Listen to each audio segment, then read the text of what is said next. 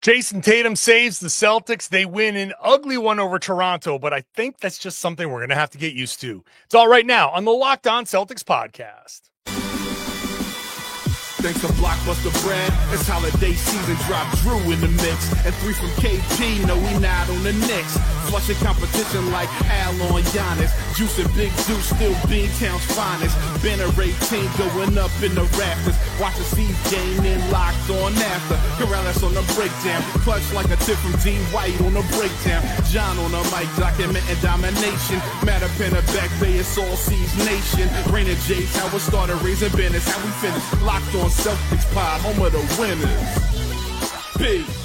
Hey there, welcome back to the Locked On Celtics podcast right here on the Locked On Podcast Network. It's your team every day, and I got you covered every Monday through Friday with a free podcast that drops directly to your device. Bonus podcasts when they play on the weekends. This past game here, the Toronto game, was supposed to be a bonus podcast. I had technical issues with my laptop at the Garden, couldn't record. So my compromise was, okay, I'm just going to record earlier on Sunday and release the Monday podcast super early. I've already recorded that podcast. That audio was unusable. So this is my third attempt at this podcast. This one's going to stick. I have a good feeling about this. It is releasing early here, still earlier than normal. So if this is Sunday and you're like, no, I wanted a podcast to listen to on my way to work, pause it, go to bed, whatever, later on, and then wake up and put the show back on. But if you want to get the podcast right now, then go ahead. Podcast exists right now. So thank you for listening. Thank you for watching on the YouTube page, getting into those comment sections, and let me know what you think there. I'm John Corrales. I've been covering the Celtics for about 20 years, doing it right now as a beat writer for Boston Sports Journal, and also the author of Built Different, a book celebrating Banner 18, where you can get that on johncorrales.com. $30 gets it delivered right to your door in the United States, signed and personalized. Today's show is brought to you by FanDuel. Start the season with a big return on FanDuel. New customers can place a $5 bet and get started with $150 in bonus bets if you win your first $5 bet. Visit FanDuel.com to get started. All right, later on, we'll talk about the points in the paint, that issue. We'll talk about Al and Jalen and their performances, winning ugly. We're just going to have to get used to that. And Al Horford explains why in the second segment. But let's just start with Jason Tatum's redemption. Jason Tatum had 2 attempts to win this game. One in regulation, one in overtime. Obviously, we saw him hit the one in overtime. The one in regulation did not go so great. He is as wide open as possible, and his defender falls down, and he gets basically a free throw line jumper, and he bricks it. Misses it by a mile. Doesn't even hit the rim. One of the worst misses you're ever going to see. And at that point, I'm like, okay, Jason's clearly been on a bad stretch with these buzzer beaters. Maybe someone else should take the shot. And in overtime, they were actually going to go to somebody else. This was kind of everything we were asking for. I'll say now, I'm glad it worked out the way it did. I'm actually glad Jaylen Brown didn't get the ball. I'll explain why in a few minutes. But they were trying to get Jaylen Brown the ball. They got the ball after they took the ball out of bounds. They had 20 some odd seconds to bring the ball up and set a play. I was very happy that this wasn't just Jason Tatum setting up for an ISO. This team is too good for it to just be Jason Tatum. It doesn't always have to be Tatum. He's very good. I understand he's their best player, but Jaylen Brown is pretty damn good himself. And there are people who will argue that he's their best player. You got Derek White. No Drew Holiday in this game, but you have Holiday most nights. You have Al Horford. You have options, guys that you trust to take last-second shots, right? Guys who have done it. So one of my criticisms of these situations has always been, why is it always just Tatum? Why does Tatum just get to take over? Why can't you run something to occupy the defense and at least make something happen? Run something where maybe somebody springs free. You could always just get Tatum isolating step back three-point jumper. Why not try for something a little bit easier? And I get, we don't want to turn the ball over, but you're good enough. You're a good enough team to execute, and they were going to execute. After Jason's miss in regulation, it seemed like, okay, Jalen, your turn. They set a pin down for him. He comes up. He gets fouled, right? He got fouled, knocked to the floor. He slides across the floor. Jason says, I paused. I thought they were going to call a foul, and they didn't. So Tatum, at that point, okay, now I'm cool with it. Now Tatum gets the cook because the play is broken. But they started to run a play where Jalen was going to get the opportunity. So Jalen gets fouled and Jason freelances and he hits the shot. Here's why I'm happy that it turned out to be Jason and not Jalen in this one particular instance. Because if Jason gives up the ball and Jalen hits the game winner, what would all the Monday morning drive shows be? What would all the big radio shows be? What would all the, Kendrick Perkins comes back on to, ESPN and everybody starts to break out their scripts. Oh, let me dig through all my piles of paper and find the Jason versus Jalen script, because the conversation 100% would have been, oh, look at Jason. Keeps missing these game-winning opportunities. Jalen hits the one against Indiana. He makes all these game-ending plays. He was the Eastern Conference Finals MVP and Finals MVP. And now here he comes, his first opportunity this season to get a game-winning shot, and he drills it. So there's an element of, I just didn't want that conversation to happen. I didn't want that to be what everybody on the outside was talking about, because that just seeps into the locker room. And you know who gets crap for it? I do. And the beat writers who don't participate in that, but the media, quote unquote, gets lumped in together and gets all that crap. And I just, frankly, on a personal level, just didn't want to hear it. So in this particular instance, I'm just happy that we don't get that. I'm happy that Jason got the redemption. I'm happy he got to hit his shot. I'm sorry to Jaylen Brown. You can get the next one. You can get the next 10. I hope you hit 10 game winners in a row, because this is absolutely not a knock on Jaylen Brown at all. I just didn't want to hear Jalen versus Jason. I didn't want social media to be flooded with Jalen versus Jason. After winning the championship, that's not where this conversation needed to be. But I guarantee you that's where it would have been if Jalen had gotten that last second shot in overtime and if he had won it. So the best thing that happened to the Celtics, I think, just from a vibes perspective, is the foul on Jaylen Brown that went uncalled, Jason getting the step back three-pointer, and him, that was a deep three-pointer too, and him hitting that shot. That's, to me, the best. And we can now move on. But seriously, though, I'm happy that Joe went to a play with options, because you can do that. It's okay to run a play in the last minute, last second, last possession of the game. It's okay to do that, right? I know you open yourself up to the potential of, oh, what a defensive play, but those happen so rarely. Just, you are capable of making passes and running plays the entire game. The Celtics had how many turnovers in this game? 9? 8. No, 9. 9 turnovers. You think that they're going to come up with that one at the end? Like, if there's a chance that pass cannot be made, you just don't make it. So I'm happy the Celtics went to a play in that situation. I'm happy that they recognize there are other guys.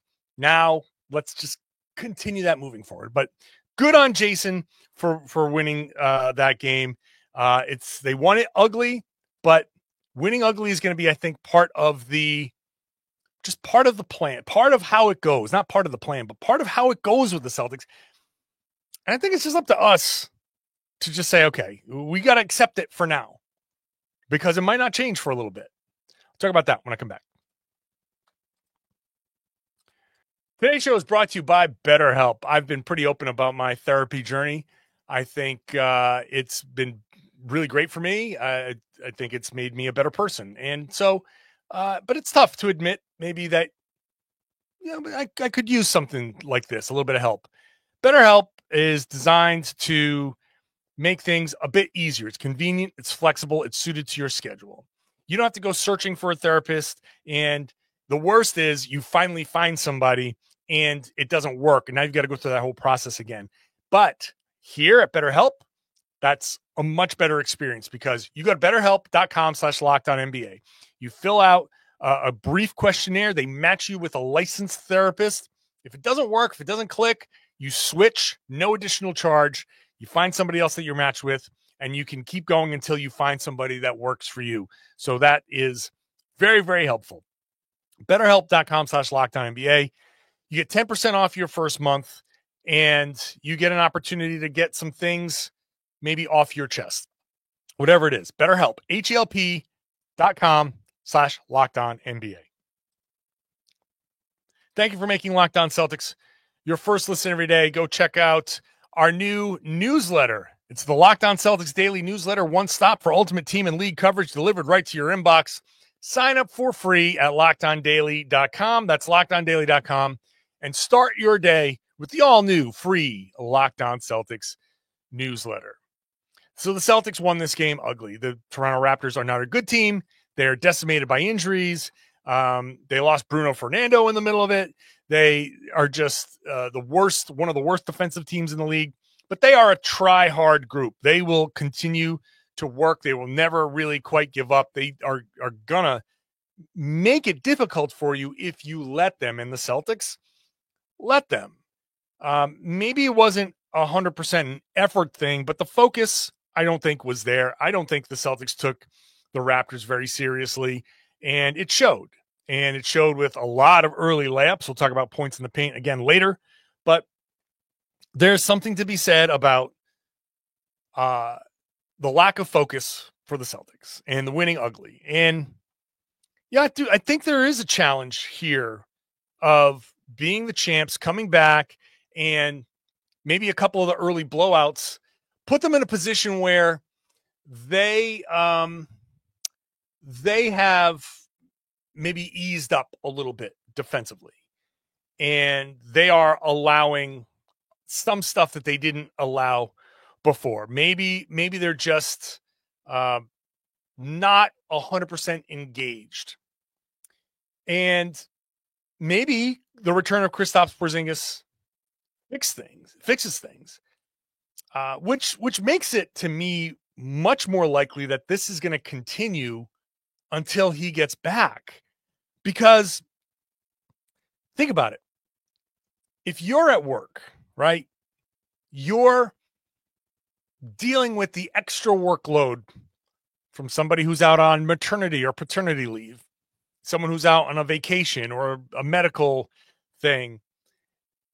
If you know that, hey, I can fix my workflow and I can adjust my workflow and change some things, and I can handle this better if I do these few things differently.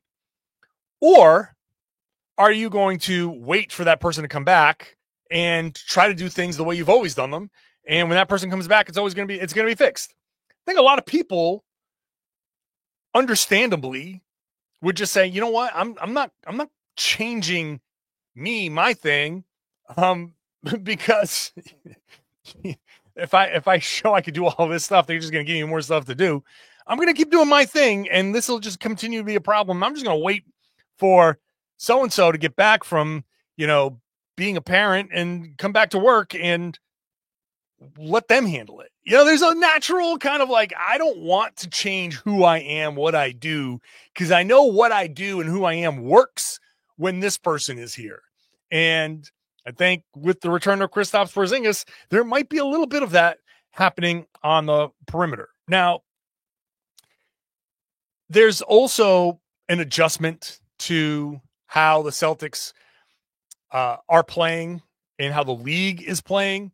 The league is running their offense. I think in general, the league is taking a lot more threes, though the Raptors didn't take a bunch of threes in this game, the 9 of 23.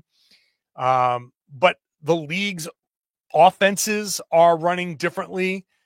And as I've said in a previous podcast, these are all things that play into how the Celtics play. It's not just because the same team is back from last season doesn't mean everything's going to go the same way, because all these other teams are different, and the Celtics won playing a certain style. And now a lot of these other teams are like, whoa, the math thing that Joe Mazzulla keeps talking about, that's legit, and we're going to lean into the math. And Joe has said in the past that those teams with the high shooting variance, that 3-point, high 3-pointer thing, those are the hardest teams to beat, like the Indiana Pacers, who the Celtics lost to. Teams that are firing up a bunch of 3-pointers can be tough to beat because they tend to make a lot. Now, that wasn't the problem in this game, but that's part of the problem overall. And I think the Celtics have an adjustment to make, right? They're so worried about the 3-pointers that they now, they're what they will live with is different. And what they lived with in this one was Jakob Poeltl. And Jakob Poeltl hit a bunch of shots that he doesn't normally hit. And that played into why this game was so close. The Celtics hit 21 of 61 3-pointers. The Raptors hit 9 of 23, but they kept this thing close with the points in the paint. They had 78 points in the paint. 78 points in the paint. That is an incredible number. They almost doubled up Boston, who had 42. So that's 84. So 6 points off of doubling up the Celtics in the paint. The Celtics are now the 4th worst team in opponent points in the paint allowed. So Chicago, New Orleans, and Denver are all worse than Boston. So you've got teams like the Charlotte Hornets, who are giving up, 4 points less. There are just the Atlanta Hawks give up 10 points less in the paint. They're probably giving up a ton of 3-pointers, but regardless, the Celtics should be better than this in points in the paint. The Celtics should be better in this. But the Jakob Poeltl thing is an interesting kind of case here. Joe Mazzulla actually disputes the 78 number, and Al Horford kind of supports that when Al said, look, we're not, he's talking about not giving up the 3-pointers. They're running guys off the line, and they're willing to live with certain things. And one of the things they're willing to live with is Jakob Poeltl taking a bunch of those shots outside of the restricted area. And he happened to hit them. He was 9 of 11 from outside the restricted area. So Mazzulla was like, you got to take that 78 and you got to subtract 35. He's wrong there. He's wrong by saying you got to subtract 35, which is how many points Jakob Poeltl scored. He's got to subtract 18, because if you want to give Joe the benefit of the doubt and say all 9 points outside of the restricted area were, okay, you live with those, and he took 11, and he should not have hit 9. Maybe he should have hit 5, even 6. And those 3 or 4 points is the difference between 8, 6 points that you win this game in regulation just by that. But that's not the only thing that caused a lot of these points in the paint. It's still, even if you take away 18 points, that's still 60 points in the paint. And that's a problem. The Celtics still have that problem. We'll talk about what they're willing to give up, some of the points in the paint. We'll get into Al Horford. We'll get into Jaylen Brown when I come back. Today's show is brought to you by FanDuel. Get ready to tackle NFL action, NBA action with FanDuel, America's #1 sports book. Right now, new customers can bet $5 and get $150 in bonus bets if you win. Don't be like me and bet money on Mike Tyson. I went to FanDuel. Now, I only lost $30, right? So it's not a big deal. But put $30 in there on Mike. I thought, I'm not even going to get into what I thought. I had some warm, fuzzy feelings about seeing Mike Tyson box again, and some anti-Jake Paul animosity, and I decided to go on FanDuel and place a couple of bets. I would not have gotten $150 in bonus bets because I did not win. But if you win, you get those bonus bets. So go check it out at the FanDuel Sportsbook app, which you can get everything you need to place live bets all in one place. If you get a hunch in the middle of the game, you can check out the live stats, play-by-play, and a whole lot more on the same page where you place your bets. Now, $30 for me. All right, I know I'm going to maybe not buy that bottle of bourbon this week, which is fine with me. I know that $30, I can handle that. If you need some help with how much you can handle, you can set the limits using the tools that they have. Gamble responsibly. Have some fun. It's supposed to be fun. And that gave me a little something more of a rooting interest. So, yeah, I had fun on FanDuel with the Tyson fight. You can have fun and get started with $150 in bonus bets if you win your first $5 bet at FanDuel.com. Never waste a hunch. Make every moment more. With FanDuel, an official sportsbook partner of the NFL. Thank you for making Locked On Celtics your first listen every day. Go check out Locked On NBA, Locked On NBA Game Night. I do Game Night on Friday nights, on Friday mornings, I should say, Thursday nights with Jake Madison. So we've got 7 nights a week with Game Night. Every NBA game is covered, so check that out. Locked On NBA in the afternoons, more of a big picture debate type of show. So check out Locked On NBA. Get onto that feed wherever you got this podcast. So back to Jakob Poeltl, who, look, he killed the Celtics, and it was a complete outlier game, right? 16 of 19 shooting, 84%, 35 points, 12 rebounds. The 12 rebounds is the problem. The 6 offensive rebounds, that's the problem, because those are putbacks. And now those do count as points in the paint. And yes, I understand that the defensive coverages maybe allow for some offensive rebounds, but that's part of the problem. The Celtics have to be better at keeping teams off the boards. They allowed 15 offensive rebounds. The Celtics got 14 of their own, and that should have been a category that they won, but they didn't. They have to be better at that. You cannot let these tip-ins happen as often as they happen. The Celtics have an issue giving up those layups, as we talked about. Jaylen Brown said it after the game. We are not getting beaten by threes. We're just giving up layup after layup after layup. Al Horford talked about you got to contest those shots more. Yes, you are willing to live with shots in that area from Jakob Poeltl, but he's also good enough where if you leave him alone, he's going to hit those stupid little push shot, floater shots, whatever it is that he's doing there, because that's what he does. And so I don't think the Celtics can just blow off and say, hey, he hit a bunch of shots. Like, you can't do that because, like I said, even if you forgive those 18 points, that's still 60 points in the paint, and that's a number that would be worst in the league. The Bulls are allowing 58. They're the worst opponent points in the paint.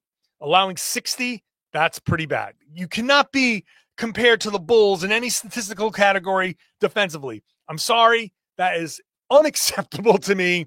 And the Celtics should, when I say that out loud, if anybody on the Celtics or anybody adjacent to the Celtics listens to that, they have to be embarrassed by that. If you sit there and be like, yeah, you're as bad as the Bulls at something defensively, you got to look at yourself in the mirror and be like, I cannot live with myself being as bad as the Bulls at anything, anywhere. So they have to fix that. And it's as simple as just boxing out and rotating and being tighter on their rotations. But if we're talking about outlier performances, we also have to look at the Celtics, who, like I said, put up 61 3-pointers and hit 21. So they hit 21, but Derek White, 3 of 12. Peyton Pritchard, 2 of 7. Sam Hauser, 3 of 10. So 3 of 12 for Derek White should be like Jason Tatum, 5 of 12, almost 42%. So give him 2 more. Give Peyton Pritchard 1 or 2 more. Give Hauser 1 or 2 more. So even if you just go 1, 1, and 2, that's 4 more 3-pointers that the Celtics should have hit. That's 12 points. Now, all of a sudden, a 12-point win is pretty comfortable, right? If you get expected, Joe Mazzulla loves to talk about this expected points. Well, the expected points on what Derek and Peyton and Sam shot minus the expected points on what Poeltl shot, just Poeltl alone, then you probably can go, well, that's plus 12 for Boston, and it's probably minus, 4, 6 for Pirtle, maybe. But even if you say 4, well, that's a 16-point win. The Celtics were favored by 15.5. They would have covered the spread, and that's a massive spread in the NBA. So you can look at this and say, Pirtle way outshot his expectations. The Celtics underperformed their expectations. Under normal circumstances, you win. And when you don't have your normal circumstances, finding a way to win in any way you can is good. And so that is objectively true. I didn't like so much of this game because I thought they missed so many opportunities to stop drives and cut off offensive rebounds and drive themselves and take better shots themselves. I don't care about the number 61. They probably could have taken 51 and gotten 10 more better looks against this particular defense. I don't think that, they talk about we're going to take what the defense gives us. I feel like they could have looked a little harder for what the defense was giving them, but they didn't. That's part of the, it's the Raptors and whatever. So it's, in the end, they won. They won despite these numbers kind of being a little out of whack, and that's fine. Al Horford was huge. Got to mention him. 5 of 10 shooting. His fourth quarter, he led the Celtics. 9 of his 18 points came in the fourth quarter. Celtics don't get to overtime without Al Horford. He hit 2 big 3-pointers. He had a drive, a foul, and one where he hit the free throw. He was so big. Al Horford with a couple of days off. Pretty good player. He did a lot. And he, like I said, he was the reason in the fourth quarter, I thought, that the Celtics were able to get through and win. Jason Tatum was a minor. He didn't hit a single shot in the second half, not till overtime where he hit a couple, including the game winner. So Horford was huge. Jaylen Brown, I got to tell you, I was not sure for a lot of this game, probably early in the third quarter when the Raptors were making a run. I was starting to think like Jaylen, for all of his stats, which were great, 27 points he finished with, 7 assists, 6 rebounds, 50% shooting, 2 of 7 from 3. All right, if he hits one more, he's okay. 9 of 10 from the line, great. But there was a point there where I was like, man, he's missing reads left and right. And I think some of that might have been like, we're off tonight and we're going to lose if I don't put the team on my back. And I think some of that was happening, which, if I'm being honest, is a mentality from a couple seasons ago. And I'm not a fan necessarily of that mentality. I know Jaylen's capable of it. I know Jason's capable of it. But the whole thing is drive, make the right read, kick when the kicks are there. Don't try to force some things. But Jaylen did get to the line a lot of times where he missed reads. He did end up getting to the line, getting fouled or making a shot.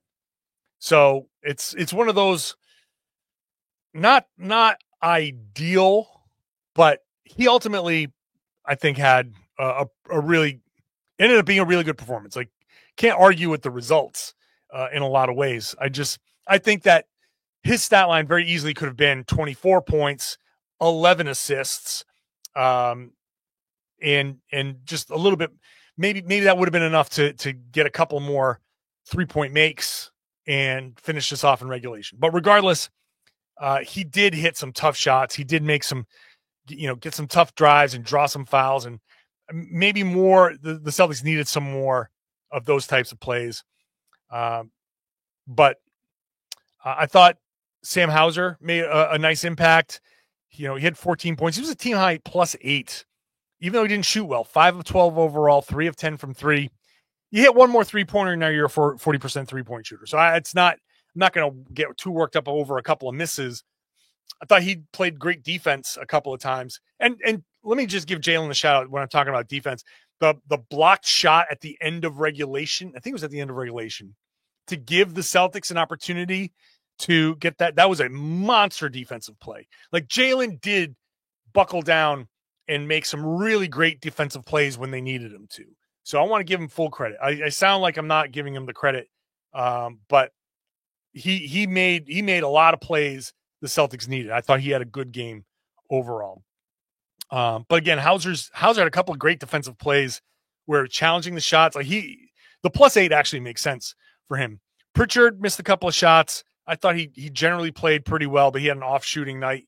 You don't see that a lot from him. You'd think with those awful uniforms that look more like University of Oregon uniforms, they might have had a better night, but he did not.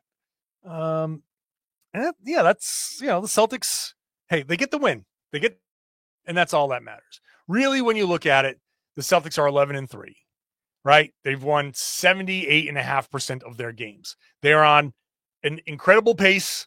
And if they lose 3 out of every 14 games, they're going to win a ton of games and be better than they were last season. Some of these games are going to be a little uglier than we remember last season's to be, but we also forget a little bit about what last season is. And we forget a little bit some of those, ugly wins from last year too. Celtics now face the Cleveland Cavaliers. I'm recording this before the Cavs take on the Hornets. I don't think Donovan Mitchell is playing, so I hope the Cavs win. I'd love to see the Cavs come in 15-0. The Celtics have 2 games coming up against the Cavs in the next couple of weeks, so it's an opportunity for the Celtics to cut a couple of games off of that 3-game lead and kind of. I'm not worried about games behind at this point, but the Cavs, good for them. They're undefeated, and let's see what they're all about on Tuesday night. I hope they look. That could be a belt game. That could be an NBA belt game, an NBA Cup game, and a belt game. That's like the ultimate regular season game. There's no greater regular season game than a cup game where the NBA belt is on the line, unless it's the NBA Cup is on the line and the NBA belt. Like I think that's what happened last year, actually. Like, I think the Lakers won it and had the belt. Ultimate regular season win. All right, so hopefully my podcasting goes better the rest of this week. I'm going to be in Washington, so I will be podcasting from there. So I will get my road set up back to normal. I promise. But I do appreciate everybody sticking with me. So this again is the Monday show. It's just being released super early because I didn't do a bonus podcast after the game last night. So I apologize for that. Try to work through some technical issues. I will be there for you in future weekend games after every game. So make sure you're subscribed wherever you get your podcast. Make sure you're watching the show on YouTube, getting into the comment section there, letting me know what you think, and sharing the podcast. Tell everybody they should be listening to and watching the Locked On Celtics podcast here on the Locked On Podcast Network. It's your team every day.